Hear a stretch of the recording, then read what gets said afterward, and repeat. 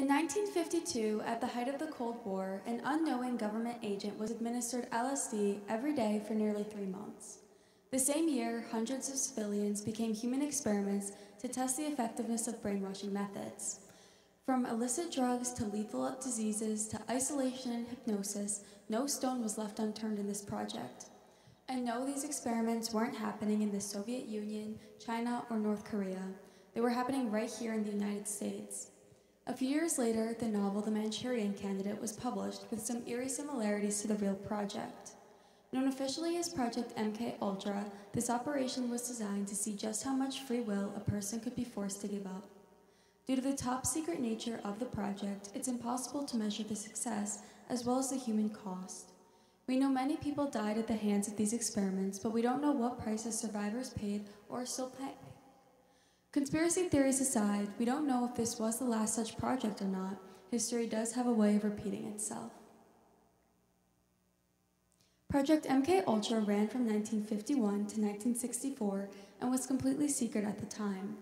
CIA Director Robert Helms even went as far as to order the destruction of all documentation on the project in 1973. Though much of the information on MK Ultra has been lost, here's what we do know. For 13 years, the CIA ran experiments on the manipulation of the human mind.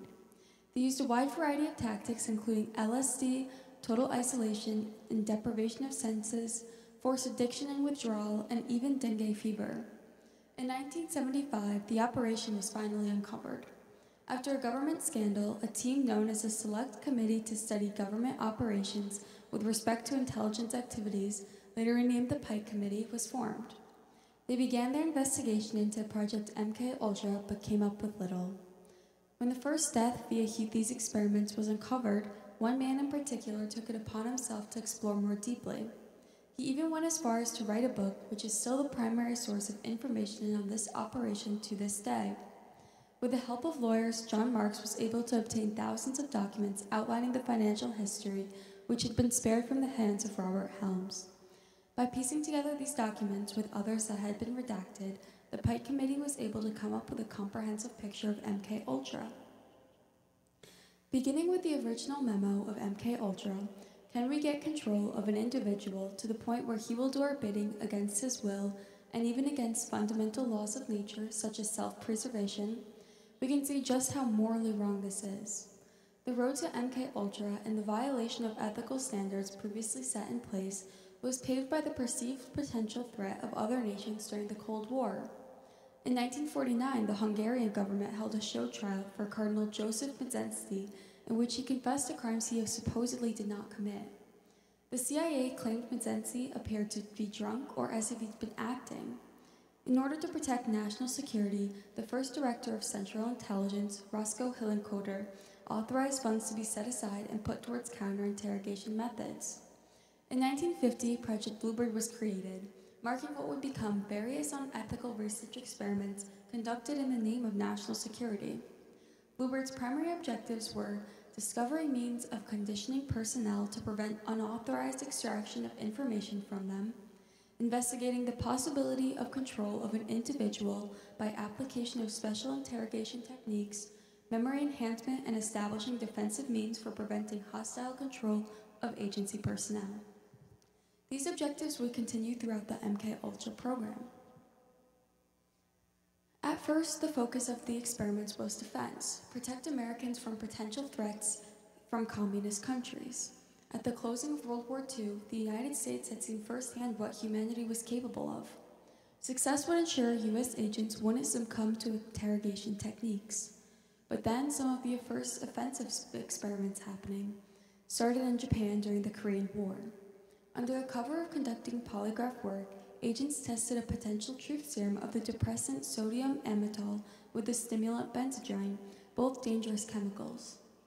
The initial tests were considered a success, and the CIA kept limited documentation, a trend that would continue. In 1950, the former State Department member, Morris Allen, became the head of Project Bluebird, which was renamed Project Artichoke.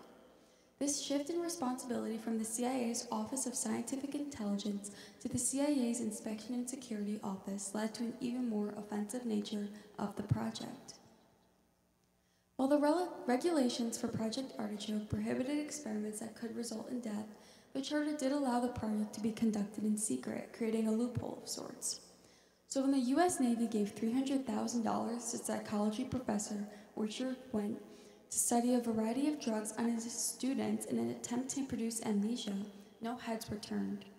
Based on his experiments, the most promising was LSD. First created in 1938, it was still a relatively new drug, and the bounds of its effects had not been tested.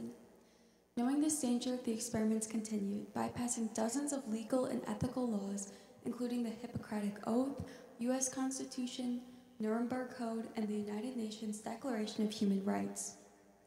All of these experiments and projects were major violations of human rights. They used different drugs, psychological torture, and other potentially deadly methods with little to no knowledge of their consequences and lasting effects. They cross the line of inhumane testing to the point where they alter a person's sense of self. Their end goal is to create a person with no sense of free will. If you have no thoughts or compulsions of your own, then what really makes you human? For centuries, philosophy has preached to us that consciousness and proof of existence comes from the ability to question said existence. René Descartes' famous "I think, therefore I am" sums this up perfectly. Under mind control experiments and brainwashing, people lose that ability to think for themselves. Considering this logic, this takes the human out of them. Being such a dangerous, widespread project that is still relatively unknown, who's to say experiments like this aren't still being conducted? Nearly 70 years later, government projects are under much more scrutiny and held to far higher ethical standards, but the threat of risky plans during trying times still remains.